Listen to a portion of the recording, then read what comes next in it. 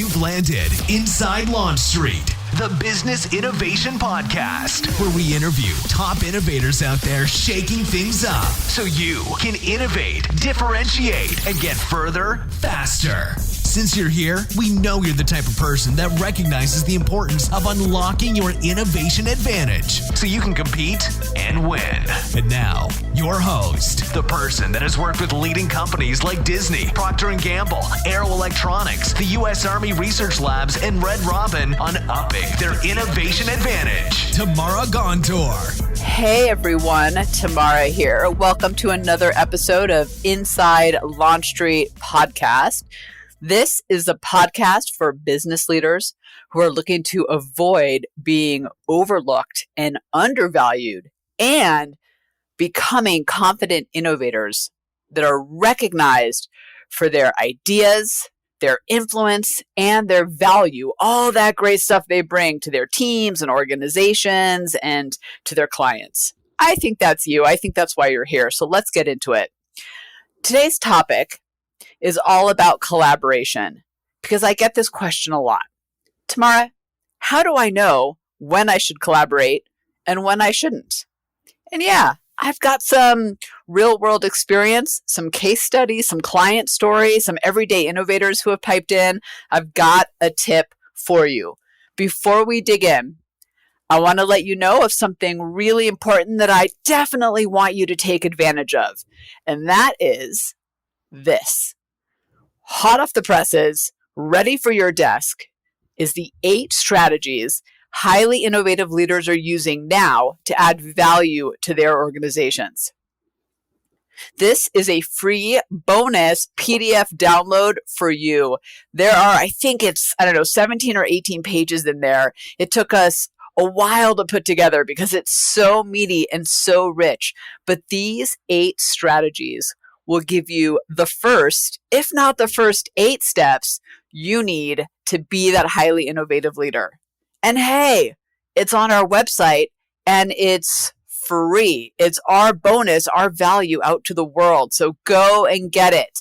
The very top of every page of the website, it says, just like I said, hot off the presses and ready for your desk. Just click download PDF and it'll take you right over to where you can get this incredible, juicy bonus. These 8 stories of these everyday innovators, these leaders who are rocking it, and the strategies they used will absolutely help you ignite innovation, be a strong leader, and get recognized for all that value you bring.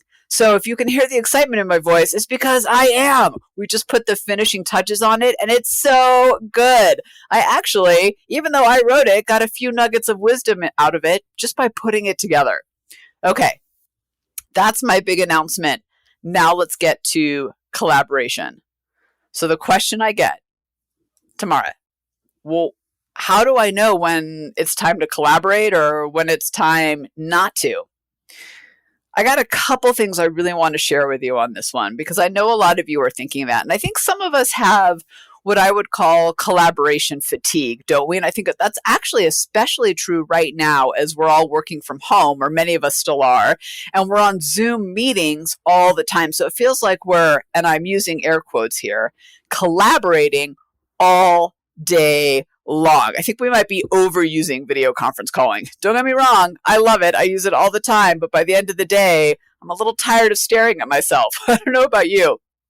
But let's talk about this because I think we confuse meetings, connections, conversations with collaboration. So let me start by sharing with you my definition of collaboration. It's the right people having the right conversation at the right time.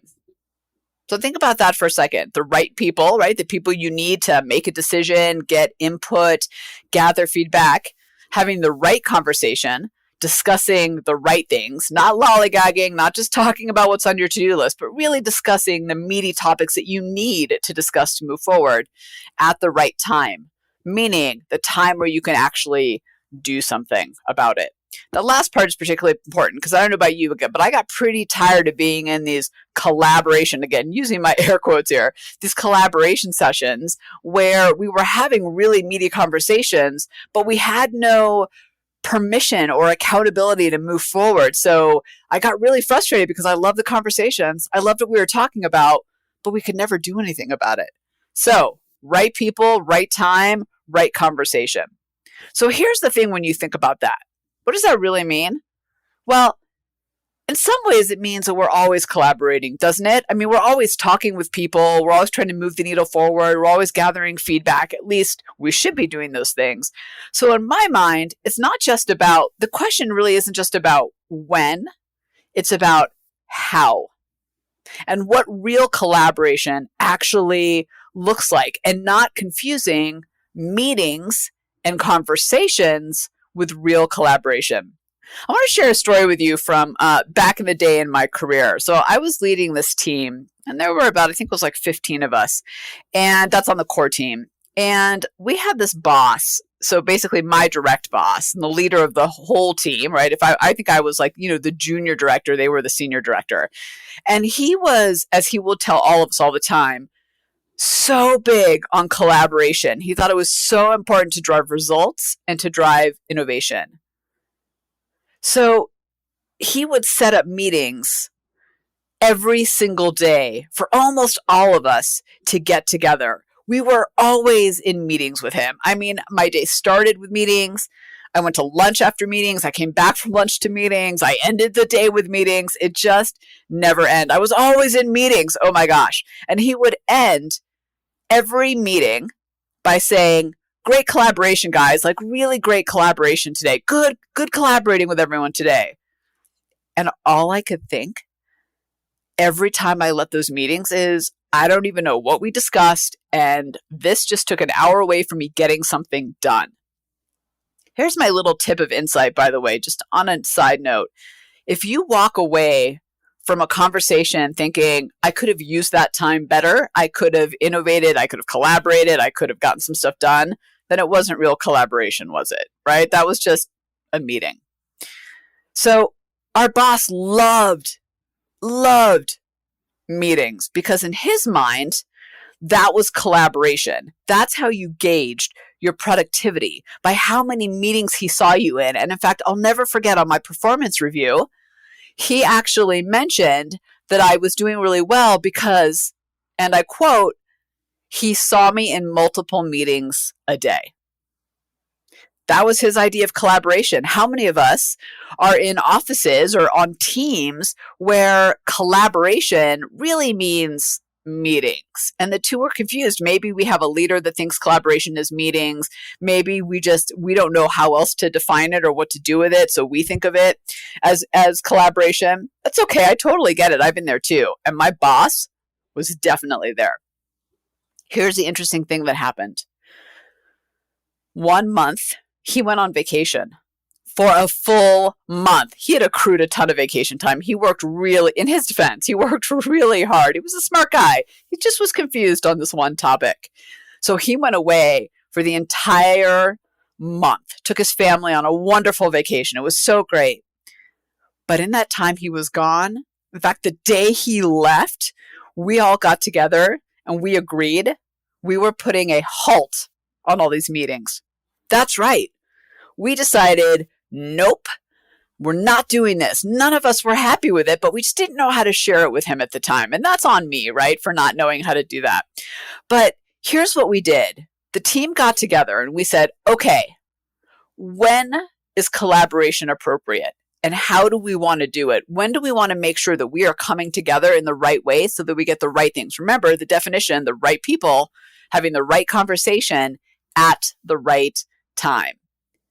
And again, in some ways, you're always doing it, but it's really important to do it right? Not just the when, but the how. So here's what we decided. We decided we would get together under 1, 2, 3, 4, I'm just reading my notes, 4 reasons for us to meet, to collaborate. We really wanted our meetings to be real collaborations. So we decided, number 1, when we needed to brainstorm. And that meant we needed the team's perspective. We needed the team's ideas. We needed to open up our thinking on whatever it is we were working on. We had a challenge we couldn't figure out, an opportunity we didn't know how to go after, right? We wanted to really ideate together. So number 1 was, okay, we said we will get together when we need to brainstorm. Number two is we said, okay, we'll get together when we need to build. And what we meant by that was when we need to add extra resources, build an idea forward, get the next steps in implementation. I mean, the reality is if you're working on a solution for something or a process improvement or a new product, whatever it is, you need the other people on your team who are going to own parts of it to move it forward. So we said, okay, we're going to get together when we are building something, when we are trying to kind of stack the Legos on top of each other so that we can actually get to implementation or actually create implementation out of the meetings. The third one was, and I know this one's going to sound a little crazy, but go with me for a minute on this one, debate. We said, okay, if we've got groupthink happening, if we're not sure what to do with something, if we need pushback, if we need a little bit of tension, if we need a little bit of friction, which by the way is a great thing in innovation, we said, okay, we will specifically get together when we need to debate a topic. If we know on our team that there's a lot of different perspectives that don't agree, perspectives that don't align, we were specifically going to get together. And we decided that that was part of real collaboration because we knew that if we could respectfully come together to disagree, to debate, to argue, and remember, we debate ideas, not people, we knew that we could actually drive more innovation and stronger solutions on the back end. Here's the other thing that came out of that one, the third one, debate, by the way. When you've got a bunch of different perspectives in your office and you don't give people who need buy-in or are going to own the idea the opportunity to come together and respectfully debate, those become the invisible elephants that sit on your team and sit in your office and just create toxic environments. So we said, we're not going to let that happen. We're going to come together when debate is required, when we got to battle it out a little bit, because we knew, hey, respectful battle is actually a good thing.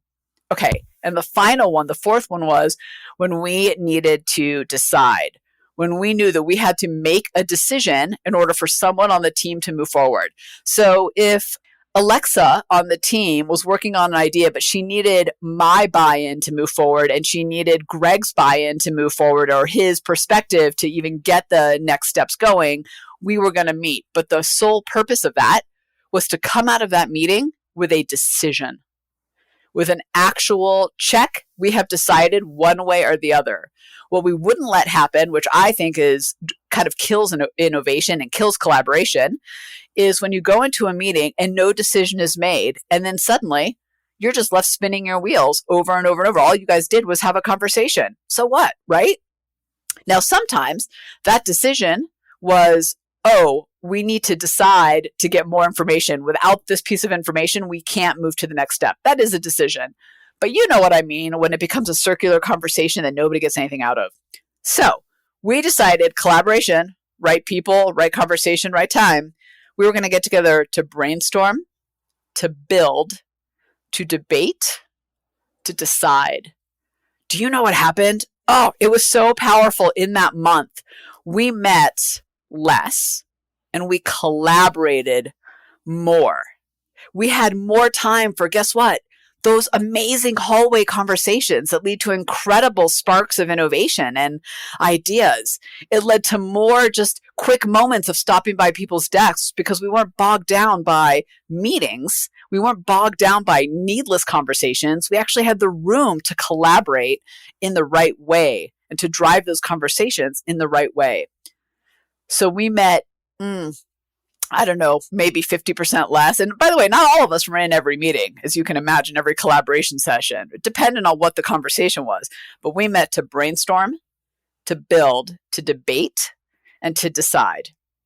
I highly recommend that you write those 4 down on a sticky note. And the next time you're setting a meeting with a team, ask yourself, does it fit in this category? Because this is how you know when it's collaboration and when it's just, hey, I'm going to pop by that person's office and ask them a quick question. That's a very different thing, right? You know that. You felt it in your organization. And as a leader, it is so important to set those parameters for your team so that collaboration doesn't just become this mask for we spend a lot of time in meetings. I can't tell you the number of everyday innovators we have in our tribe who, in our membership platform, who come in and say, I am triple booked on any given hour, on any given day. And then in that hour, I've got to decide which meeting to go to. Well, I asked him, are you brainstorming, building, debating, or deciding in those meetings? And he said, well, only 1 out of 3. I said, great, that's the meeting you're going to. You're not going to those other ones. Brainstorm, build, debate, decide. That's how we build more collaboration, more innovation, and better results. So I just have to loop it back to my boss because he was a great guy. Just like I said, confused on this one point. He came back and I showed him the results of what we'd accomplished over the past month. We had moved the needle on some really big projects that had been stuck. We had opened up new projects. We had got some great feedback from clients about how satisfied they were. So I showed him all this and he said, wow, this is amazing. How did you get this all done? And I showed him our little one-pager of when we were going to collaborate. And his eyes got so wide as he looked at us. He said, oh my gosh, this makes so much sense. And to his credit, we kept it up. And we built incredible collaboration in that organization. Brainstorm, build, debate, decide. I know I keep saying it over and over again, but I really want to drive it into your head. It is such an important point. That's how you know when to come together and when not to. That's how you know when to collaborate and, most importantly, how to collaborate. All right, peeps, this one was all about collaboration. If you have a question, a challenge, a topic you want me to dig into, hey, reach out and let me know. Our email, our contact form is all over our site. So it's easy to reach us. Reach out. Let us know. The more real world, the better. All of these topics that I bring are based on conversations and insights that I have based on my real world experience, based on my interaction with all our incredible clients, our everyday innovators, our members inside the member platform. And that includes you, podcast listener. So ask away. And hey, don't forget to get your 8 strategies. All you need is one of those strategies that really speaks to you and the challenge that you're in to really help you become that confident innovator and that strong leader. All right. This has been fun. Thanks for collaborating. Tamara out. Thanks for hanging with us on Inside Launch Street. If you know someone that is truly ready to unlock their innovation advantage, have them join you on Launch Street. Discover your innovation advantage. Build a team of high-performing innovators and ignite ideas and solutions that create massive impact. GOTO, launchstreet.com. Remember, innovators, if you don't take the leap, somebody else will.